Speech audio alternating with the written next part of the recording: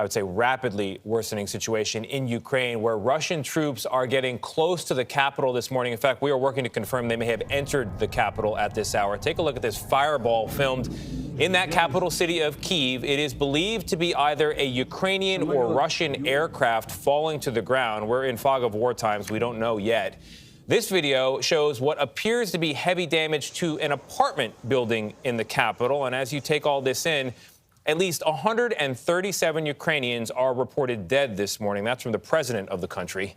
Russian forces have also taken over the defunct Chernobyl nuclear plant, an area that is still heavily contaminated from that accident 35 years ago. We have team coverage on this, but we're going to begin with Charlie D'Agata in Kyiv. Charlie, good morning. Good morning. Residents here woke up to air raid sirens this morning, if they got any sleep at all. We heard huge explosions start around 4 a.m., one just a few moments ago. Now, the Ukrainian Defense Ministry said Russian reconnaissance troops had reached parts of the city in the north, just a few miles from the city center itself. Explosions lit up the city skyline overnight.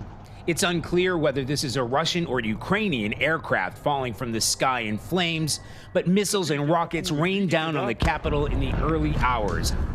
A shattered apartment block in the city, proof of the indiscriminate strikes that pounded residential neighborhoods. My mother screaming, wake up, wake up. I'm waking, all in the dust, screaming.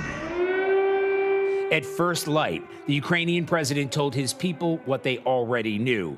At 4 a.m., Russian forces launched missile strikes, he said.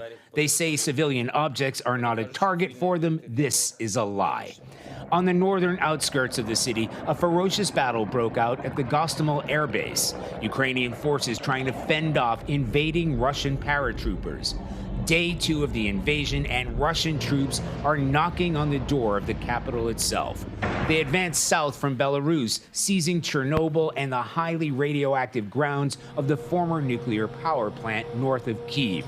In desperation, the government put out the call for men 18 to 60 to arm themselves for battle, banning them from fleeing the country.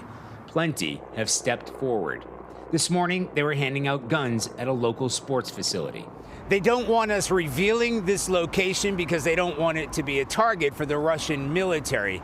But we have seen a steady stream of volunteers. The commander told us it's not hundreds, but thousands, very few with any military experience, every single one of them ready to fight. Georgi, a map maker by trade, says he'll learn on the go. Why was it important for you to volunteer today? This is my country, he said. I have a family. I have a duty to protect my family and my country. Now, this is what it has come down to today. The reality that Russians are on the way. They're closing in fast. It raises the terrifying prospect of street-to-street guerrilla warfare, outmatched, outgunned, and out of options. Nate? Charlie D'Agata in Kyiv, thank you for your coverage. Please remain safe.